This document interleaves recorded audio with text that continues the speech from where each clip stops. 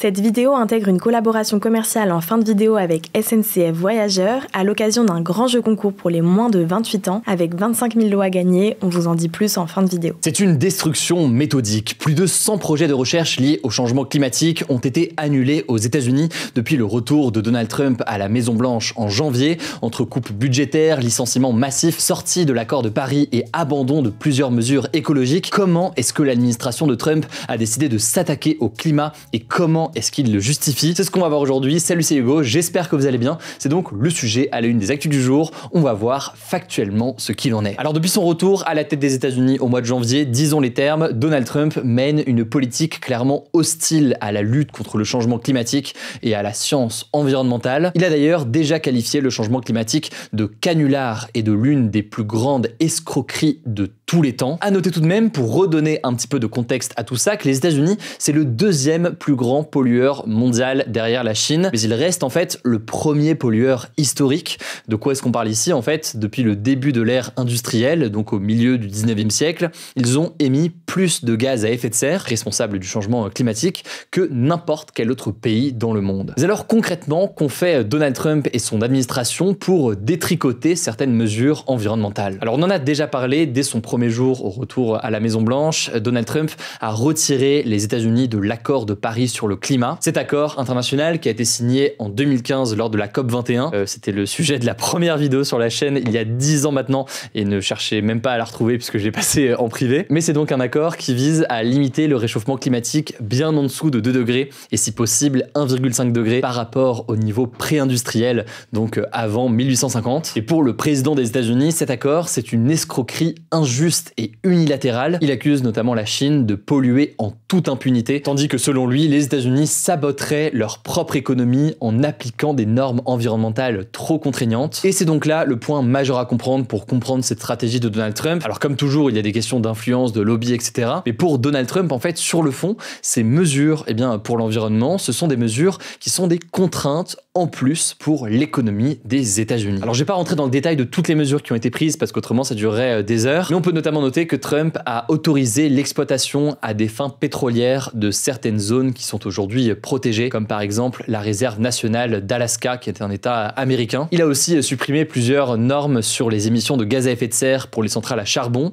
Il a aussi réduit drastiquement les budgets de plusieurs agences environnementales comme l'EPA, donc l'agence de protection de l'environnement des États-Unis. L'autre agence d'ailleurs qui a été particulièrement touchée, c'est l'agence américaine d'observation océanique et atmosphérique, la NOAA. Elle a perdu plus de 10 000 employés, soit 20% de ses effectifs. On peut aussi noter que les États-Unis, ils ont quitté un fonds qui est important aujourd'hui dans le monde, c'est le fonds sur les pertes et dommages. C'est en fait un fonds qui est un mécanisme de solidarité climatique internationale qui a été établi en 2023. Son objectif, et on en parlait déjà à l'époque sur la chaîne, vous étiez peut-être déjà abonné pour certains d'entre vous, son objectif c'est d'aider les pays les plus vulnérables face aux effets irréversibles du changement climatique. Bon, mais c'est pas tout, et l'un des points majeurs que je voulais voir avec vous aujourd'hui, c'est que Donald Trump, il mène aussi une lutte contre la recherche scientifique. Alors de quoi parle-t-on ici? Déjà, on peut noter que les chercheurs, ça on en avait déjà parlé, ont dû bannir une centaine de mots de leurs travaux sous peine de perdre leur financement. Et parmi les mots qui sont bannis, il y en a beaucoup liés au changement climatique. L'objectif, selon Donald Trump, c'est de mettre fin, je cite, aux programmes gouvernementaux radicaux et inutiles de DEI,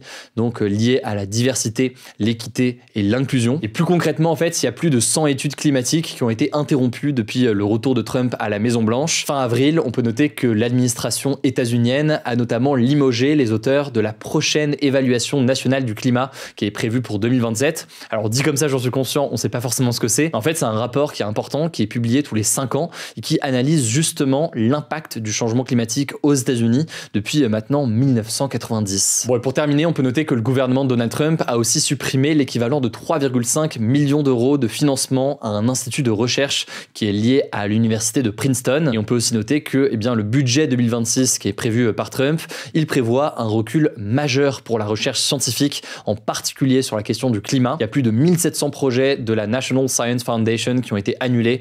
Ça correspond à environ 1,4 milliard de dollars, selon des données de la fondation révélées par le New York Times au mois de mai. Alors face à cette offensive, il y a près de 16 États américains, dont l'État de New York ou encore de Californie. Donc vous l'avez compris, des États opposés à Trump et des États candidats démocrates qui ont engagé des poursuites contre l'administration de Donald Trump, dénonçant des mesures illégales qui mettent en péril la santé publique et la sécurité nationale. Il y a aussi des poursuites judiciaires qui vont être menées par certaines universités. Derrière ces coupes, vous l'imaginez, les chercheurs estiment qu'il y a une volonté de détruire la recherche indépendante et d'empêcher toute production scientifique qui contredirait la ligne politique de Donald Trump. Bon, et dernière chose qu'on peut noter, c'est le budget de la NASA, donc de l'agence spatiale américaine, qui a vu son budget diminuer. Et parmi les projets qui ont été sacrifiés, il y a justement des projets de satellites qui devaient être utilisés pour observer les effets du changement climatique sur la Terre. Alors face à tout cela, le monde scientifique états-unien craint une forme de fuite de cerveau avec des départs de scientifiques vers d'autres pays.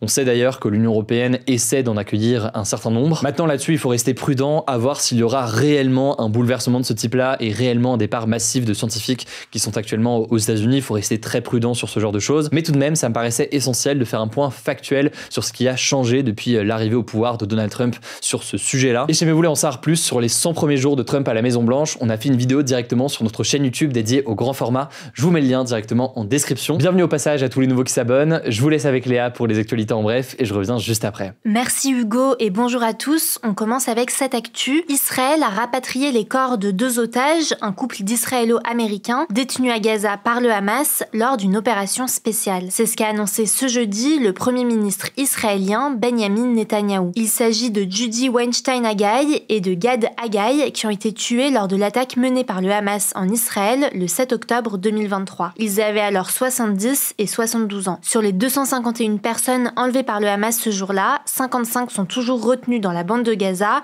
dont au moins 32 sont déclarées mortes selon les autorités israéliennes. Autre sujet lié à la bande de Gaza, les dockers du port de Marseille ont refusé ce jeudi de charger de l'équipement militaire fabriqué en France à destination d'Israël. Un cargo israélien devait embarquer 14 tonnes de pièces détachées pour mitrailleuses fabriquées par la société française Eurolinks et dont certaines sont compatibles avec des armes utilisées à Gaza. Selon une enquête du média français Disclose et du média irlandais The Ditch publiée mercredi, ce matériel militaire est destiné à l'entreprise d'armement Israel Military Industries, une filiale d'Elbit Systems qui fournit l'armée israélienne en munitions. De son côté, le ministère français des Armées a affirmé ce jeudi que la France ne fournit pas d'armes à Israël. Selon le ministère, ces pièces détachées doivent être assemblées sur le territoire israélien, mais l'objectif c'est de réexporter le produit final vers la France. Deuxième actu, les ressortissants d'Afghanistan, de Birmanie, du Tchad, de la République du Congo, de Guinée équatoriale, d'Érythrée, d'Haïti, d'Iran, de Libye, de Somalie, du Soudan et du Yémen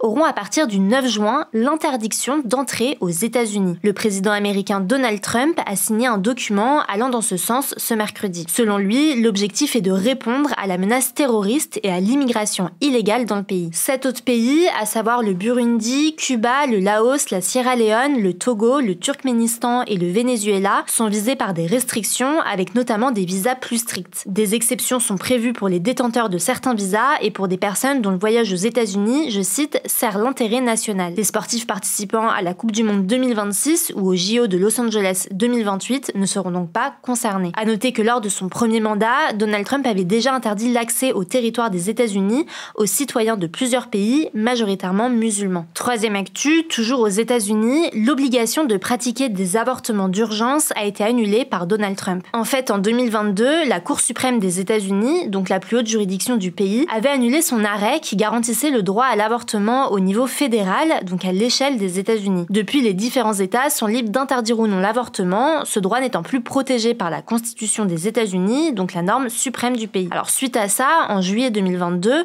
le gouvernement de l'ex-président Joe Biden avait recommandé aux hôpitaux de pratiquer des avortements d'urgence lorsque cela était nécessaire, y compris dans les États où l'avortement était restreint. Les conditions médicales d'urgence comprennent par exemple des complications liées à une fausse couche. En annulant cette directive, Donald Trump autorise donc les hôpitaux à refuser de pratiquer des avortements d'urgence, même dans le cas où une grossesse représente un danger pour la femme enceinte. Quatrième actu, en France, l'État a été condamné ce mercredi pour faute lourde après un féminicide. Cette décision de justice, qui est assez rare, fait suite à l'assassinat de Nathalie Debailly en 2019 par son ex-compagnon à Lille. Cette mère de 2 enfants avait été enlevée sur son lieu de travail, puis séquestrée avant d'être tuée. Avant sa mort, elle avait déposé 3 mains courantes et une plainte auprès de la police contre son ex-compagnon, mais elle n'avait pas été enregistrée et transmise au parquet, selon l'avocate de sa famille. ligne. Une main courante, c'est une déclaration officielle faite à la police pour signaler un fait sans déposer plainte ni déclencher automatiquement une enquête judiciaire. Alors finalement, dans son jugement, la justice a reconnu qu'il y avait eu un dysfonctionnement traduisant l'inaptitude du service public de la justice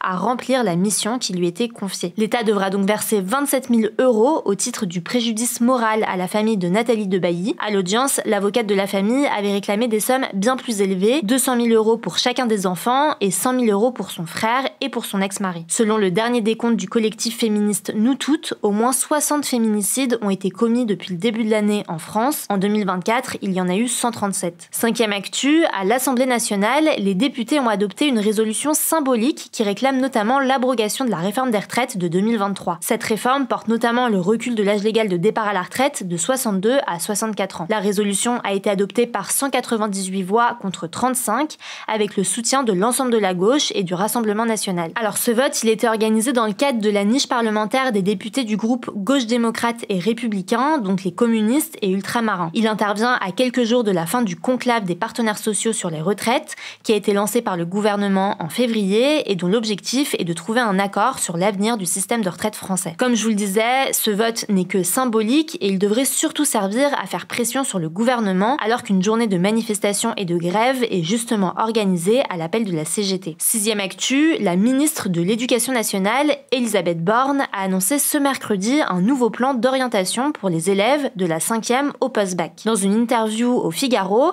elle a précisé que les professeurs principaux du secondaire recevront par exemple une formation à l'orientation. Les élèves de la 5e à la terminale auront quant à eux 4 demi-journées annuelles dédiées à l'orientation avec des compétences à acquérir. Pour le post-bac, Elisabeth Borne souhaite encourager l'année de césure qui pourrait permettre de réaliser un service civique, un engagement associatif ou un voyage, selon la ministre. Elle propose aussi d'expérimenter un BTS en 3 ans pour les bacheliers professionnels avec une année de propédeutique, donc une année entre le bac et le début des études. Toujours pour les lycéens professionnels, elle a annoncé que les classes préparatoires aux écoles d'ingénieurs en 3 ans seront développées. Et on finit avec cette actu, la 3e édition du GP Explorer de Squeezie, donc son événement de course de Formule 4 entre personnalités d'internet, sera diffusée en direct à la télévision, une première. Dans le détail, les essais libres et les qualifications seront sur France 4, tandis que la course sera diffusée sur France 2. L'événement, qui aura lieu du 3 au 5 octobre au Mans, pourra aussi être suivi sur le site web France.tv avec un accès à la caméra embarquée des pilotes. En tout cas, les 200 000 places mises en vente ont trouvé preneur en seulement 2 heures ce mercredi. On vous le disait au début, mais cette vidéo intègre une collaboration commerciale avec SNCF Voyageurs qui organise un grand jeu concours à destination des moins de 28 ans pour voyager cet été. Au total, plus de 25 000 lots sont à gagner, des cartes avantages à 1 €, des codes promo Ouigo, des passes Interrail et des billets de train pour voyager en Europe ou encore des places pour des festivals avec transport inclus. Cette opération s'inscrit dans le cadre des offres moins 28 ans tout bénef SNCF Voyageurs qui regroupe tous les avantages dédiés aux jeunes pour leur permettre de voyager en train, en France et en Europe. Alors si vous avez moins de 28 ans et que vous souhaitez participer, le jeu concours a lieu du 27 mai au 8 juin. Il suffit de se rendre sur le lien en description, de s'inscrire puis de jouer à un mini-jeu pour tenter de gagner l'un des lots. Il y aura même un tirage au sort final pour tous les participants le 9 juin. Alors je le disais, pour plus d'infos, notamment sur le premier bilan de Donald Trump